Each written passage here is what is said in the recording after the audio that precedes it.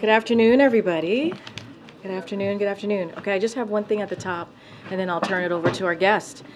So I want to acknowledge that today marks 100 days since Evan Gershkovich was wrongfully detained by Russian authorities. The world knows that the charges against Evan are baseless. He was arrested in Russia during the course of simply doing his job as a journalist. And he is being held by Russia for a leverage because he is an American. The president has been very clear that we have no higher priority than securing the release of Evan, Paul Whelan, and all Americans wrongfully detained abroad.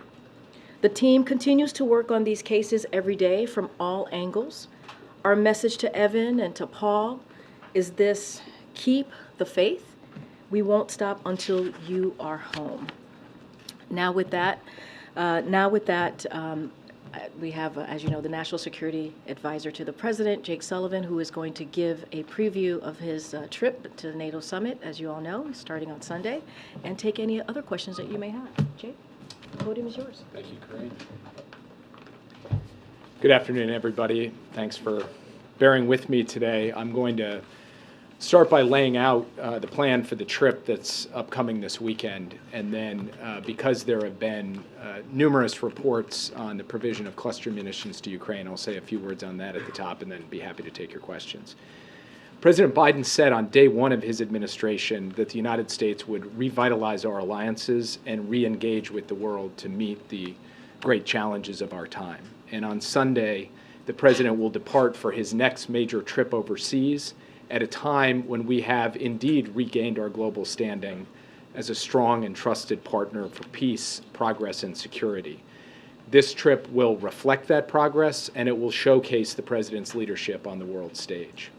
First, the president will travel to the United Kingdom. While in London, he will meet with King Charles at Windsor Castle and engage with a forum that will focus on mobilizing climate finance, especially bringing private finance off the sidelines for clean energy deployment and adaptation in developing countries. He will also meet with Prime Minister Sunak to consult on a range of bilateral and global issues. Next, the president will travel to Vilnius, Lithuania, to attend the NATO summit. This will take place against the backdrop of Russia's continuing brutal war against Ukraine. He will hold a bilateral meeting with Lithuanian President Nausėda. He will then meet with all of the NATO leaders at the summit, as well as a number of NATO partners from Europe and from the Indo-Pacific. They will discuss a range of subjects, from strengthening NATO's eastern flank to modernizing NATO's deterrence and defense capabilities. Thanks in large part to President Biden's leadership, NATO is stronger, more energized, and more united than ever. NATO is also larger than ever, with Finland having joined the alliance and Sweden soon to follow. This is important for the security and safety of the American people, because a strong NATO makes the United States and the entire world more safe and more secure. At the summit, the President and our allies will demonstrate our unity and resolve in support of Ukraine. When President Putin launched this war, he expected that Western unity would fracture, that NATO would break, that our support to Ukraine would wither over time. He was wrong. The United States has built a coalition of dozens of countries, from Europe to the Middle East to the Indo-Pacific, to help Ukraine defend against Russian aggression.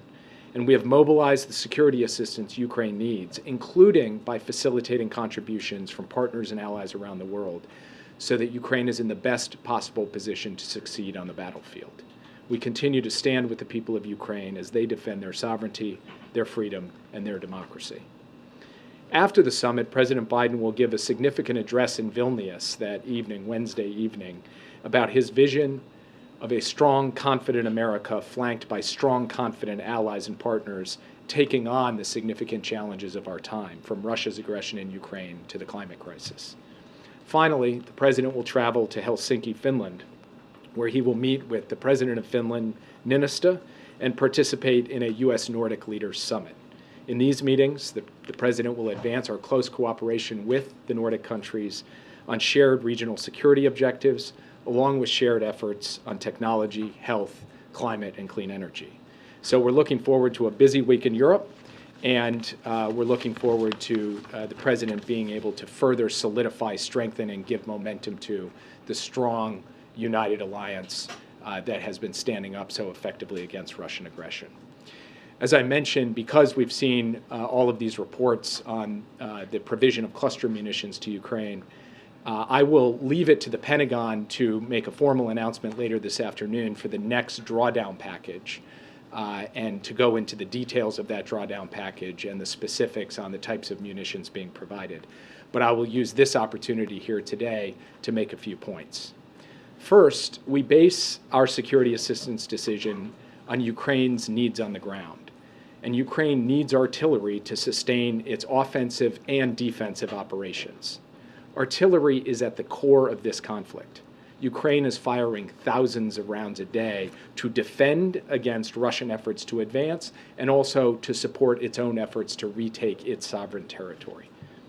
We have provided Ukraine with a historic amount of unitary artillery rounds, and we are ramping up domestic production of these rounds.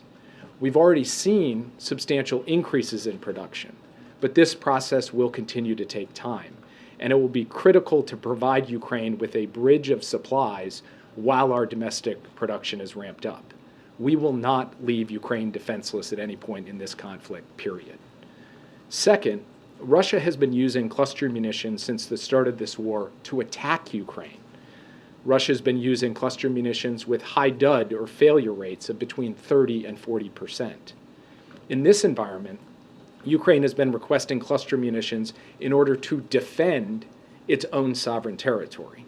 The cluster munitions that we would provide have dud rates far below what Russia is providing, not higher than 2.5%. And third, we are closely coordinating with Ukraine as it has requested these munitions. Ukraine is committed to post-conflict demining efforts to mitigate any potential harm to civilians, and this will be necessary regardless of whether the United States provides these munitions or not, because of Russia's widespread use of cluster munitions. We will have to continue to assist Ukraine with demining efforts no matter what, given the significant use of cluster munitions already perpetrated by Russia. So the bottom line is this. We recognize that cluster munitions create a risk of civilian harm from unexploded ordnance. This is why we've deferred the decision for as long as we could. But there is also a massive risk of civilian harm if Russian troops and tanks roll over Ukrainian positions and take more Ukrainian territory and subjugate more Ukrainian civilians because Ukraine does not have enough artillery. That is intolerable to us. Ukraine would not be using these munitions in some foreign land. This is their country they're defending. These are their citizens they're protecting. And they are motivated to use any weapon system they have in a way that minimizes risks to those citizens. So with that, I would be happy to take your questions. Annie. Thank you so much. Annie Linsky with the Wall Street Journal. I was hoping you could comment on news earlier this week that the Russians may be open to a prisoner swap for Evan Gershkovich. And I also had a question for you about how the uprising by the Wagner Group may, in your view, impact Russia's leaders' willingness or lack of willingness to make a deal that would release Evan. So first, as Karine mentioned before, today is the 100th day of Evan's unjust and unlawful detention. And for those 100 days, President Biden, the entire national security team, our embassy in Moscow, our Secretary of State, myself personally have been invested in trying to bring him home safely. Second, I had the opportunity this morning to meet with Evan's employers at the Wall Street Journal and the personal representatives of his family to talk about the latest status in his case and our efforts to bring Evan home. Third, we did see the comments from the Kremlin that there have been contacts between the U.S. and Russia regarding Evan and other unjustly detained Americans. It is true, and we have said that we remain in contact with Russian authorities at high levels on these cases to try to figure out a way to bring unjustly detained Americans home, including Evan. We have also made clear for months now, even before Evan was detained, as we were dealing with Paul Whelan, that we are prepared to do hard things in order to get our citizens home, including getting Evan home. I do not want to give false hope. What the Kremlin said earlier this week is correct. There have been discussions, but those discussions have not produced a clear pathway to a resolution. And so I cannot stand here today and tell you that we have a clear answer to how we are going to get Evan home. All I can do is tell you that we have a clear commitment and conviction that we will do everything possible to bring him home. With respect to the question of whether the recent actions by Prigozhin and the fallout from that creates new openings or opportunities, I can't say that I have perceived that directly, but of course, this is a story that continues to be written day by day, so we will have to see how things continue to play out in Moscow. In the meantime, we're going to stay laser focused on doing everything we can, both directly with the Russians and then with other allies and partners around the world who are invested in his safe return to try to get him out as soon as possible. Yeah. President Zelensky said an invitation for Ukraine to join NATO would be the ideal outcome from the summit. Why does the administration believe that's not the right approach for the summit? Well, as you know, the United States strongly supports the open door policy, which says that Ukraine and NATO can make a decision together about its pathway towards membership. And Vilnius will be an important moment on that pathway towards membership because the United States, our NATO allies, and Ukraine will have the opportunity to discuss the reforms that are still necessary for for Ukraine to come up to NATO standards. So this will, in fact, be a milestone, but Ukraine still has further steps it needs to take before membership in NATO. So no invitation coming at the summit? Ukraine will not be joining NATO coming out of this summit. We will discuss what steps are necessary as it continues along its path. The cluster munitions, what convinced President Biden this was the right time to do cluster munitions, given the concerns? Did allies express concerns to him? And are you suggesting that the reason you're providing cluster munitions is because Ukraine is running out of unitary artillery rounds? Is it to backfill that? So first, we have been looking at this for quite some time. And what we have been weighing is this basic question of civilian harm. The challenge of cluster munitions, as you know, is that even at low dud rates, there are some unexploded ordnance that is left, and that could potentially pose a risk to civilians down the road. So we did not immediately come out of the gate and provide this. But we had to balance that against the risk to civilian harm if Ukraine did not have sufficient artillery ammunition. We are reaching a point in this conflict because of the dramatically high expenditure rates of artillery by Ukraine and by Russia, where we need to build a bridge from where we are today to when we have enough monthly production of unitary rounds, that unitary rounds alone will suffice to give Ukraine what it needs. So as a result, this is the moment to begin the construction of that bridge so that there isn't any period over this summer or heading into this fall when Ukraine is short on artillery, and being short on artillery, it is vulnerable to Russian counterattacks that could subjugate more Ukrainian civilians. That is the thinking behind our decision. We consulted closely with allies in deciding to do this, and some allies who are not signatories to the Oslo Convention embraced it with open arms, said this is absolutely the right thing to do. Even allies who were signatories to the Oslo Convention, while they cannot formally support something that they've signed up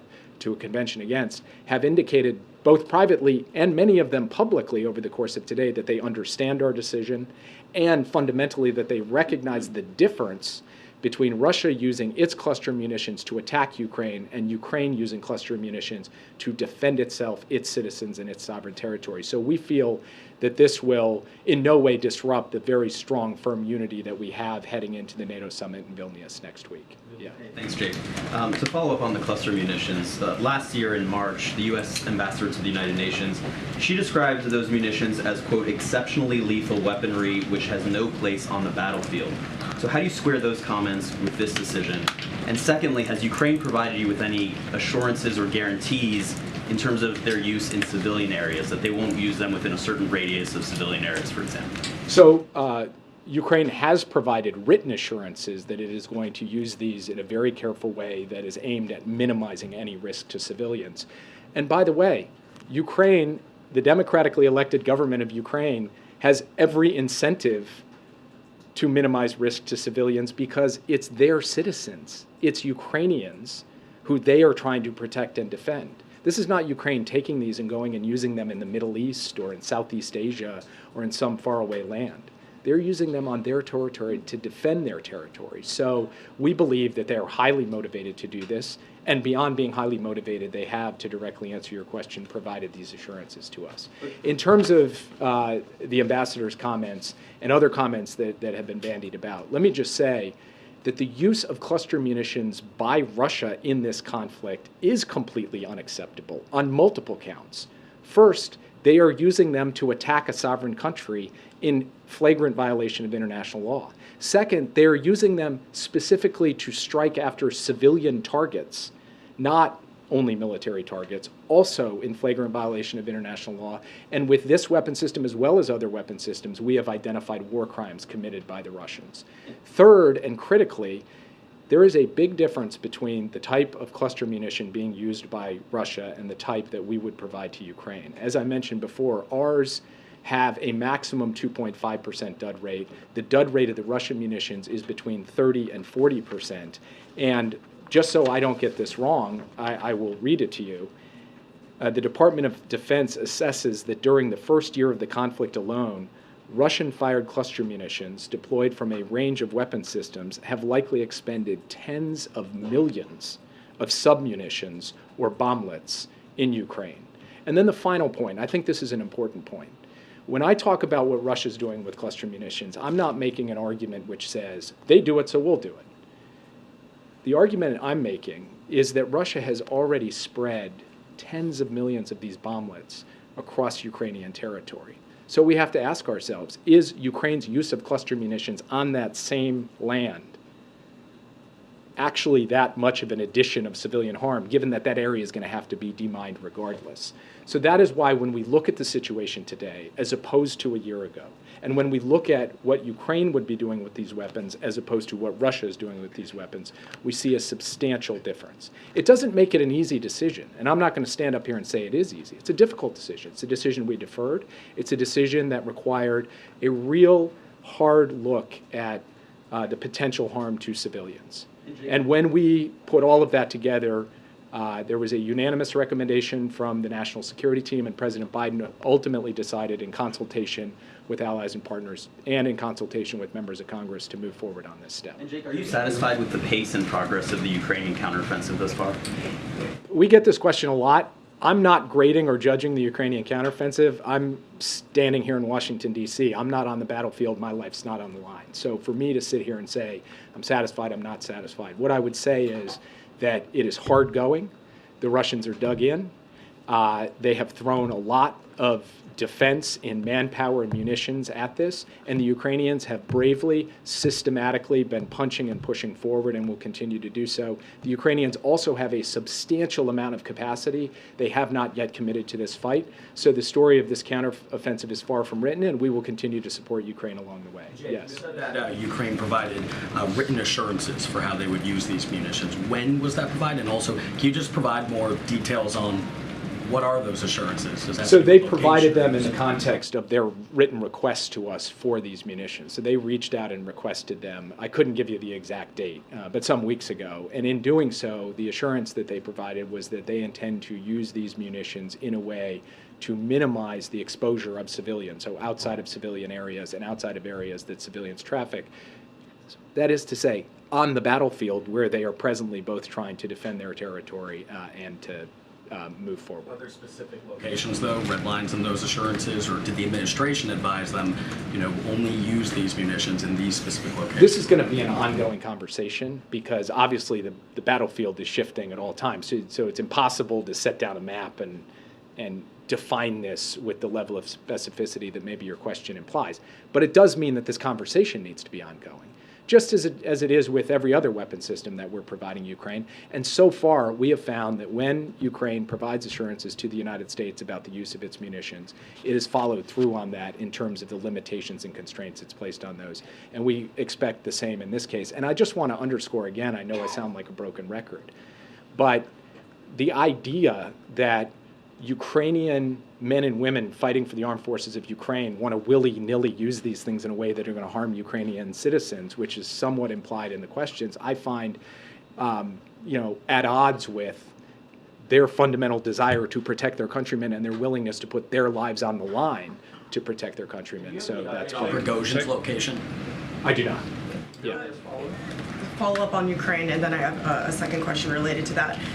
Is it the U.S. view that President Zelensky should attend the NATO summit, and how might his presence affect the outcome of discussions? So we would welcome President Zelensky at the NATO summit. President Biden would welcome the opportunity to meet with President Zelensky at the NATO summit. The NATO summit will dive into the question of NATO's relationship with Ukraine, both the question of its pathway towards future membership and the question of an ongoing partnership that has existed for several years. And there will be important practical announcements in that regard at the summit. So President Zelensky's attendance at it would be very much welcome. With respect to Belarus, I'm sorry, Eastern European nations want NATO allies to beef up their security on the eastern flank, especially with Mr. Prigozhin's expected exile and the Wagner Group's expected exile into Belarus, which shares a border with Lithuania. Is the U.S. planning to announce any new security guarantees at the summit?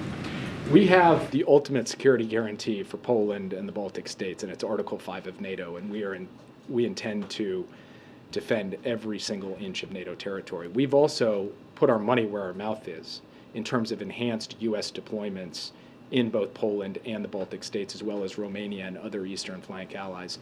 I had the opportunity this morning to meet with my counterpart from Poland, the Polish National Security Advisor.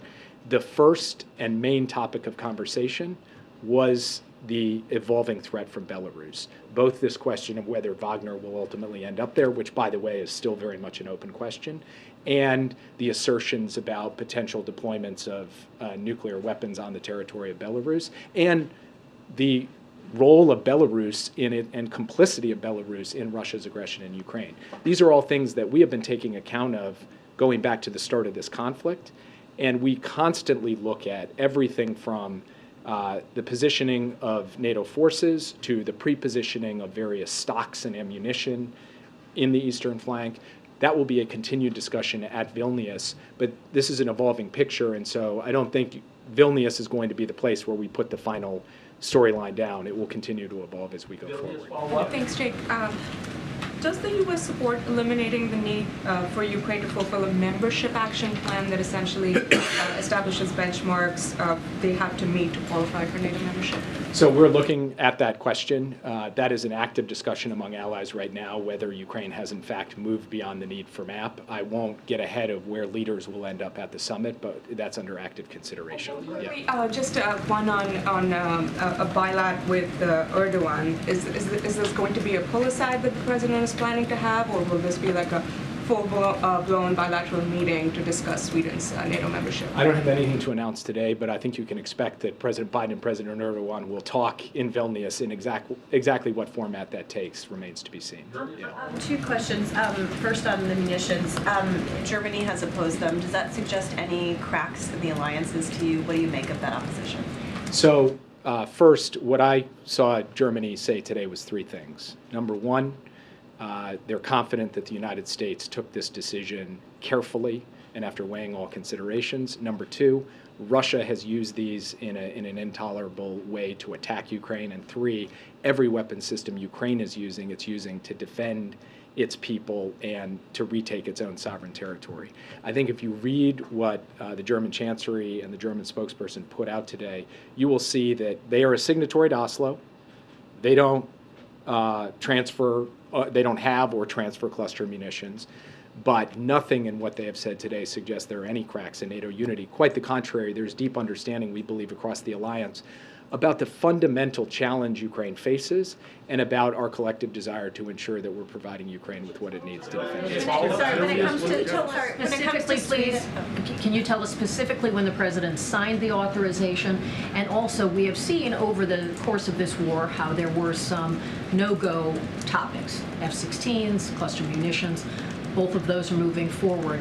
Is there a line where the U.S. won't cross? Obviously, the president has said no U.S. personnel inside Ukraine. Is there some other limit, or does this suggest to President Zelensky that whatever he needs, ultimately he will get? The President has been very clear from the very beginning of this conflict about two things that have been unwavering. First, the United States is not going to war with Russia in Ukraine. And second, the United States is not providing weapons to Ukraine to attack Russia. We do not encourage or enable attacks on Russian territory from Ukraine. The question of weapon systems has evolved as the conflict has evolved, but those two fundamental precepts have been true from the start. They remain true today, and they will be true tomorrow as well. When did he sign it, sir? I can't give you the exact specifics on that, but because I'll let the internal processes kind of have their sanctity. But he approved it, as I said, after a unanimous recommendation from his national security team. Yeah. You said that NATO is stronger than ever at this point. What does it say that there are two NATO members who have been holding up Sweden's ability to join the alliance for more than a year now? So the last NATO ally to come into the alliance before Finland, I believe it was Montenegro, and I think it took something like 19 months for them to come in. I think a lot of people's perceptions about the accession process have been shaped by just how fast we moved to get Sweden and Finland ratified here in the United States on a bipartisan basis, how fast Finland came in, and then how it has only been a year since Sweden sought membership, and we are confident that Sweden will come in the not-too-distant future and that there will be unanimous support for that. And then I would go beyond that to say, in terms of what it says about NATO's strength, here you have two historically non-aligned countries who for decades did not join NATO, seeking to join NATO. I think there is no clearer indication of the strength, attraction, and cohesion of NATO than that. Yeah. So I understand your point about reforms that Ukraine still needs to do in order to fast-track its membership. Also your point on MAP, but just going kind of broader from that, my understanding is that the president believes that a fast-track membership for Ukraine is an invitation rather than a deterrence to war with Russia. He has several times expressed his concern for nuclear escalation. Can you first confirm whether my understanding is correct, and if so, can you explain the calculus behind the president's decision on that? What led him to that conclusion? The president has repeatedly said that there is an open door, that there is a pathway for Ukraine, and that Ukraine needs to take additional reforms to complete its work towards NATO membership. That has been his position from the beginning. That remains true today. That will remain true at Vilnius. The president also has been clear that we are going to support Ukraine for as long as it takes and provide them an exceptional quantity of arms and capabilities, both from ourselves and facilitating those from allies and partners, but that we are not seeking to start World War III. That is the course that we've been on since the start of this conflict. That is the course we remain on today, and we believe that we have been able to mount a vigorous, concerted, effective, dynamic response to Russia's aggression in support of the brave people of Ukraine. Confirm reporting that former U.S. officials have held secret talks with Ukraine, with prominent Russians to lay the groundwork for a negotiation towards a peace deal? I actually appreciate this question because I think that the reporting suggested something that, in fact, has not happened. My understanding is there was a meeting at the Council on Foreign Relations with the foreign minister of Russia. That meeting did not include participation from the United States government. The United States government did not pass messages through that meeting. The United States government did not seek to pursue diplomacy, direct, indirect, or otherwise through that meeting, period. There are also contacts between private American citizens and Russians. That has been happening not just in the last year, but for the last 75 years, since time immemorial. The United States government is not using any of those contacts to pass messages, to promote diplomacy, direct, indirect, or otherwise, and any suggestion to the contrary is simply untrue. Yeah. Jack, I have two questions. South Korean President Yoon and the Japanese Prime Minister Kishida will discuss the issue of discharge of contaminated water at the NATO summit this time. Do you know already know that yesterday IAEA Secretary General Grossi visited to South Korea, and he said that he will not take responsibility for the discharge of contaminated waters. What is the United States position on the IAEA's report on the discharge of contaminated water in Fukushima? And I follow up second question. From our perspective, the IAEA Secretary General's report was based on the professional analysis of the competent international institution, and I'll leave it at that. I would also say that the ROK government made its own statements and reactions to that, which we thought were quite constructive. Yeah. US and South Korea NCD meeting, nuclear conservative group meeting, will be held in Seoul very soon, this month. Do you have any content of this meeting? Who will gonna be attend this meeting? I don't have anything to announce today. I will say, though, that I spoke with my South Korean counterpart last evening to discuss preparations for that meeting. It will be an important meeting. There will be high-level participation by the United States because this is an important issue on which we place priority, and launching the Nuclear Consultative Group is a specific outcome of the Washington summit between President Yoon and President Biden, an outcome of the historic Washington Declaration, and you will see in this meeting that we are quite serious about taking this effort forward. Last question. Thank you. Jake, 5 days after cocaine was found here in the White House, congressional Republicans seem like they're very close to launching some sort of formal investigation. I'm curious, from a national security perspective, Wade, what was your reaction when the drugs were found? And B, was there any risk to security, either to the president, to your staff, anybody that would work out of the sit room, for this stuff to be so close to where you work? So first, I would refer to the Secret Service when it comes to questions of the security of the president. I won't speak to that. Second, I would make a point about the Situation Room because I think there's been a lot of questionable reporting on this. The Situation Room is not in use and has not been in use for months because it is currently under construction. We are using an alternate Situation Room in the Eisenhower Executive Office building. So the only people coming in and going out of the sit room in this period have been workers who are getting it ready to go. By the way, it's on time and on schedule to be back on station here in the not too distant future.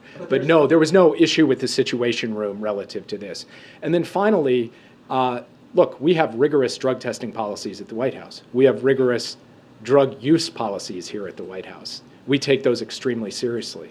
So we'll let the investigation unfold. If it involves someone from the White House, the appropriate consequences will ensue. If it involves some visitor who came in and left it, then that's a different matter that raises a different set of questions that are less relevant to my line of work. So I will leave it at that. But I do not believe at present, as things stand here at the podium today, that we are facing some national security threat, an ongoing national security threat. Yeah, exactly. We're facing other national security threats. NATO Secretary. Yeah, last one. Thank you, Jake. NATO Secretary General Stoltenberg said after his meeting yesterday that there is good progress towards Sweden joining NATO, but there are still gaps. So how would you assess the likelihood at this point of an agreement on Sweden's NATO membership? I will make no predictions. I will just say that President Biden had the opportunity to meet with the Swedish Prime Minister here in Washington to express his solidarity with Sweden for its application for membership. We believe that Sweden should be in NATO as soon as possible, and we would love to see it happen at Vilnius. It is possible that it does. It is possible that it doesn't happen until some period after, but we believe it will happen in the not too distant future, and that those gaps can be closed, everything can be resolved, that there is fundamentally goodwill from all of the parties to get this done. It's a question of time, and I can't predict whether that'll happen next week or at some point in the ensuing weeks. And with that, I said it was my last question, so thank you guys. You blew off 5 rows of this room, just FYI. Thank you for coming. Thank you, Jake. Thanks for coming. Okay, just have a couple things at the top, and I know that there is an event with the president shortly. Okay. So President Biden has made combating the opioid crisis a key part of his agenda and has taken decisive actions to reduce both the supply of illicit fentanyl and negative health outcomes associated with illicit drugs. Today, this administration is continuing to take action and bringing together countries from around the world to act. Following through the commitment President Biden made in Ottawa this year, today the Department of State brought together more than 70 countries and international organizations to launch the Global Coalition to Address Synthetic Drug Threats.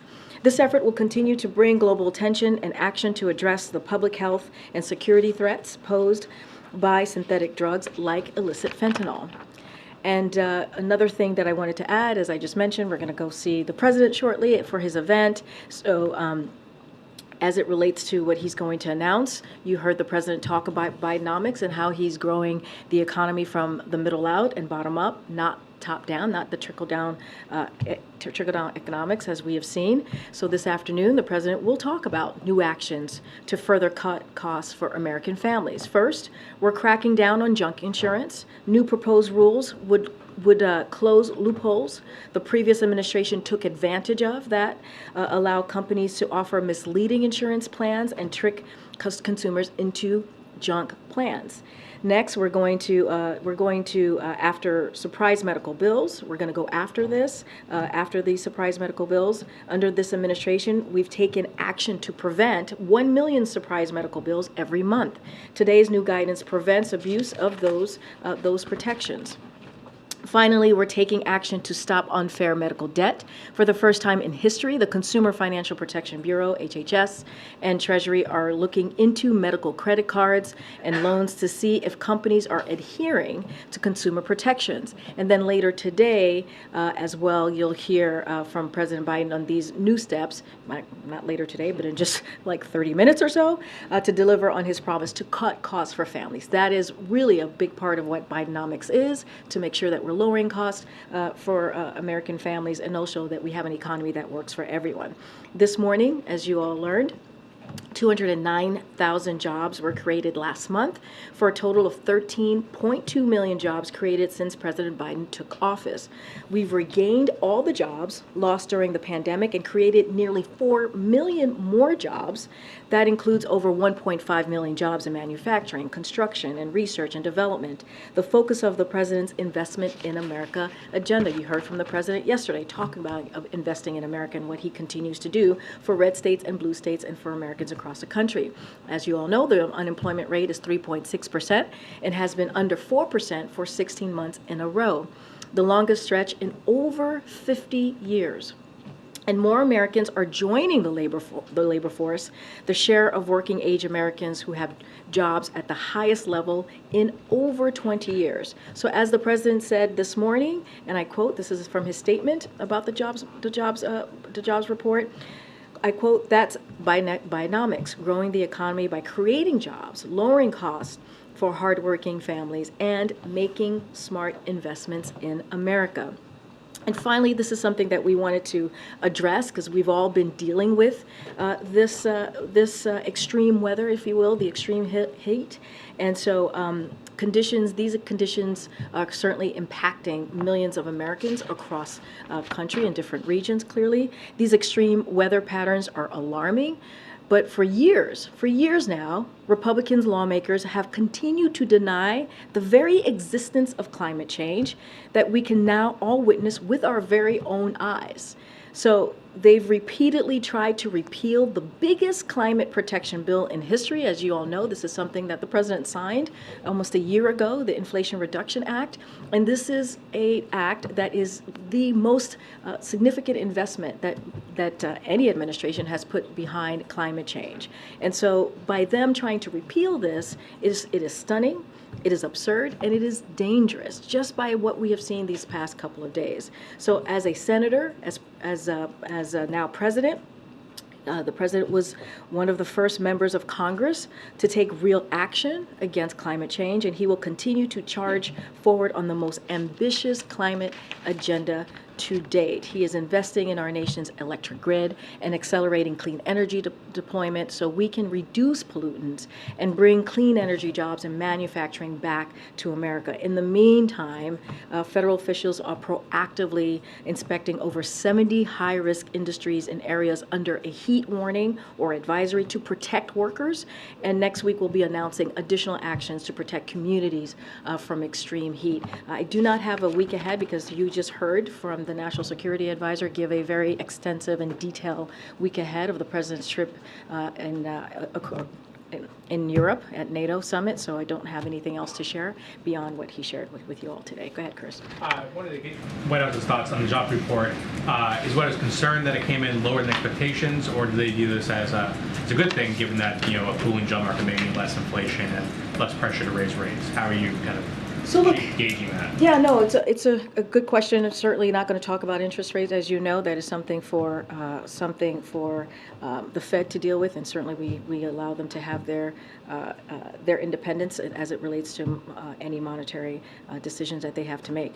But over the past 3 months, we've averaged about 244,000 jobs, a solid pace, a strong labor market, and a solid gain at this point in the economic expansion as we're looking at especially the last 2 years. And just to quote what the president wrote, his op-ed in the Wall Street Journal just last May, if average monthly job creation shifts in the next year from current levels of 500,000 to something closer to 150, it will be a sign that we are successfully moving into the next phase of recovery, as this kind of job growth is consistent with unemployment rate and a healthy economy. Thanks, Karine. A quick question on the jobs report as well. Total black employment is down 3 straight months now, with 635,000 jobs lost in that spell, which is the most ever in a 3-month stretch outside of the pandemic. Is that a setback for the administration, and do you have a comment? So I'll just remind you that under this administration back in April, you saw the unemployment rate hit a record low at 4.7%, and that was just a couple months ago. Again, under this administration. Look, this data certainly particularly is volatile, and that is something that we understand. So it's most useful to measure in a quarterly basis over 3 months instead of one to smooth out noise, right? Because this one is a little bit more noisy. So the black jobless rate last quarter was tied with the previous quarter for the lowest on the record. So that is also important to note. So this is why we continue to say how important Bidenomics is, how it has actually worked for all Americans, not leaving anyone behind. When you think about more black Americans are employed in the labor force, when you think about more black Americans have health care with average of almost 50% in healthcare.gov coverage, we achieved the fastest rate of new black-owned businesses in over 25 years. We're investing in infrastructure in communities of color that are normally left behind, that are normally not taken in consideration. And so we're reconnecting, that's reconnecting those communities that are separated. And we're closing the digital divide for black Americans because of the bipartisan infrastructure legislation. When you think about broadband. So all of these things are part of comes out of part of the president's key signature pieces of legislation that clearly are into law now, and that we're implementing. So there is an effort to make sure that we continue to do the bottom up, middle out, and not do this trickle down economy. Are these numbers a cause for concern, or are you looking at it as a blip because these are? So what I said was this data is particularly volatile, so we have to make sure that we look at it more holistically because it's a volatile data. But there are also data points that I just pointed to, right, that show that under this administration we have seen record low unemployment when you think about the black community, 4.7% ever since we started tracking unemployment rate in different communities. So that matters, and so that's why the president continues to talk about Bidenomics and continues to implement some of these key historic pieces of legislation that is going to help communities like in the black community. Okay. Thanks, Karine. The president this week tapped Gene Sperling to lead talks between auto workers and the big 3 auto manufacturers. Who is the White House's point person to avert a strike with UPS workers? So as it relates to the UPS, look, we are. And I say this all the time, the president respects collective bargaining, and he respects that process. He believes an agreement negotiated between the parties involved is the best possible solution. So we're going to remain optimistic. We're going to certainly remain to be consistent in how we see this. I don't have any information on increased administration involvement, but certainly we remain in contact with both parties. Okay, so no specific point person from the White House. I just don't have anything. I don't have a specific point person, but we, of course, are in touch with both parties. And then, what are you guys developing in terms of potential contingency plans? Because this UPS strike, if it happens, would have massive implications across the country. It's understood that FedEx and USPS would not be able to handle all of the packages that UPS handles if the strike goes forward. So is there anything the White House is doing to prepare for that possibility at the end of the month? So look, we understand these types of contract negotiations can be, could be tough. They could be contentious. We get that. And so we're going to continue to remain optimistic as these conversations continue to occur. As I mentioned, we're in touch with both parties. Just don't have anything else to lay out as far as a plan. No, on a lighter note, does the White House have any plans to join Threads? I'm sorry. I was like, where is this going? Go ahead. Does the White House have any plans to join Threads? Oh, Threads. I don't have anything to preview on that for you. I need to. I'm curious about it as well. I mean, I just don't have anything to preview on that. But I know that it is getting some attention out there. Go ahead. Thanks, Karine. 2 questions on London. First of all, on who? On London. Oh, London. The London Okay. portion Okay. of the trip. Why didn't the president attend the King's coronation? You mean that happened a couple months ago? Yes. Why didn't he attend I think the we coronation? addressed this. I think we mentioned that he had a call with the king and congratulated him, and they said that they would get together later on, and they are. That's what you're going to see early this week. I don't think there's no there. They're going to see each other in a couple of days, and I think that's a good thing. So initially you also described it as a state visit, but this isn't a state visit, so what happened there? I mean, I'm not going to get into specifics of what this is going to be called. I think what's important is that the president's going to go to London. He's going to go to the UK. We have a long history with the United Kingdom, with the people of the United Kingdom, and I think it's important that the president's going to go out there and he's going to have a meeting with not just the king, but also the prime minister. And I think that's what you're going to see, continuing a partnership with the United Kingdom, and I think that's important.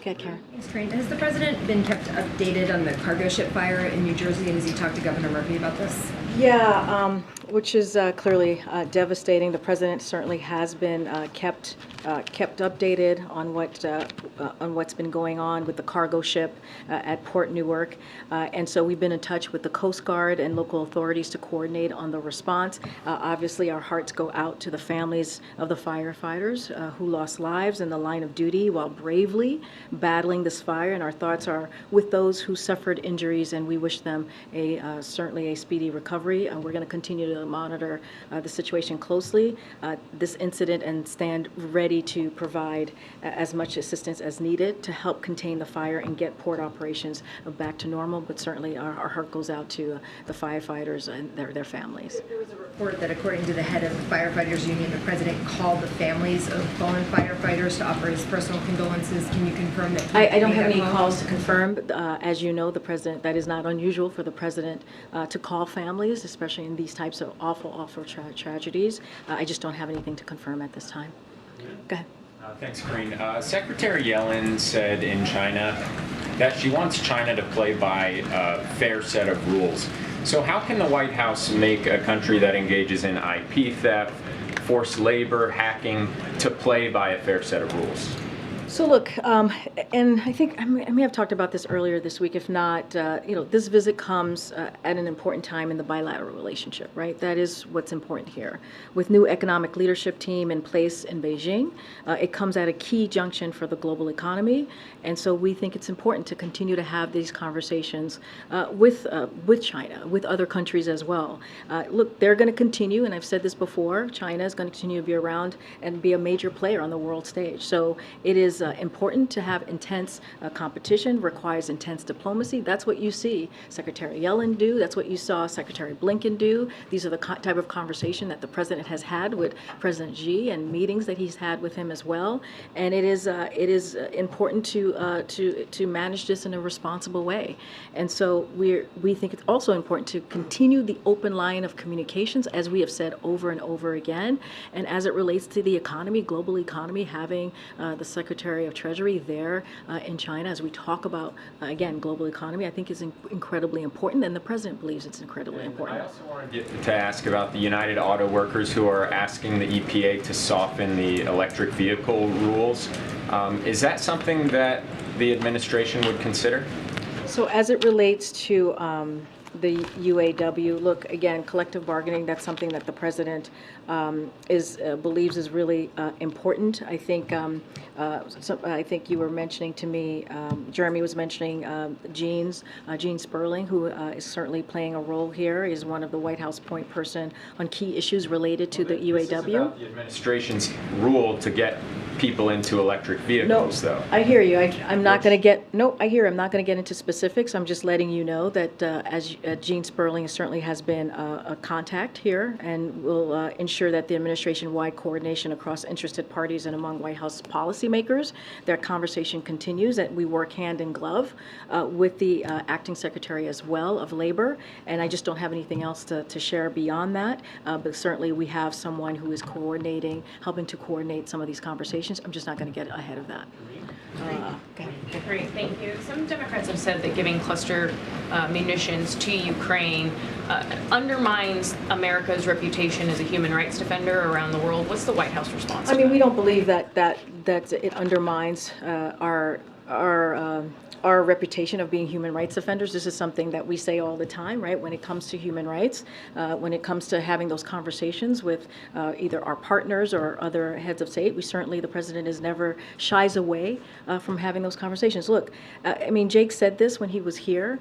We have to remember what's happening in Ukraine, right? Ukraine is defending itself. It's defending its freedom. It's defending its sovereign territory. And that is what we are doing here. We're making sure that they are able to do that. This is a war that Russia started. This is an aggression by Russia.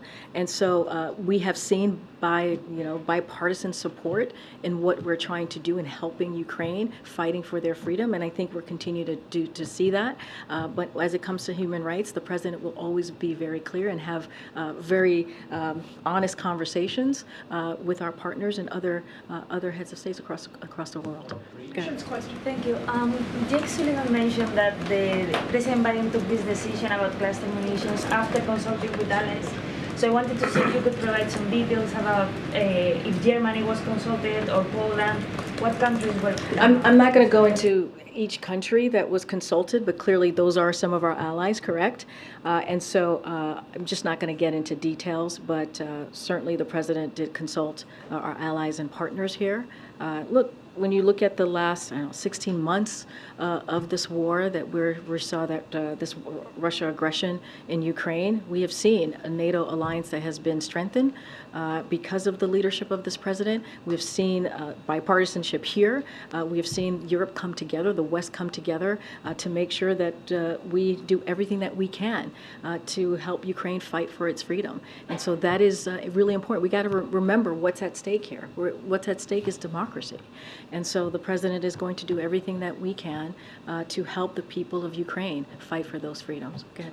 We've talked a lot about assistance in terms of the security side today, but should we also expect any commitments on the humanitarian side with next week, either to those in exile in Lithuania or refugees in Poland? That's a very good question, Zolan. I don't have anything to preview for you at this time, but certainly humanitarian aid is something that we have provided in the past and have certainly put that as an important assistant to provide. I just don't have anything that's going to come out of the NATO summit this week. I'm sure that we will be providing information as we go through the days. I just don't have anything for you at this time. Okay. Hi. I'm wondering if you have any comment about recent crime in D.C. It's raising rates. We've lost an SIV applicant from Afghanistan in the most recent killings. Really tragic. Wondering what the White House has to say about that. And then secondly, sorry to bring up cocaine again, but there was a question yesterday during the press gaggle with Andrew Bates that was, I guess, he said that he was avoiding it because of the Hatch Act. I'm just asking again, can we just say once and for all whether or not the cocaine belonged to the Biden family? So, a couple of things there. he mentioned the Hatch Act because the question was posed to him using Donald Trump, and so he was trying to be very mindful.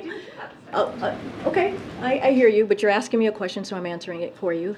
And so that's why he said the Hatch Act. So I would, have you read the transcript and read the transcript fully so you can see exactly what he was trying to say. So that's number one. So we're not avoiding the question. That is not true. We've answered this question, litigated this question for the last 2 days exhaustively. There has been some irresponsible reporting about the family.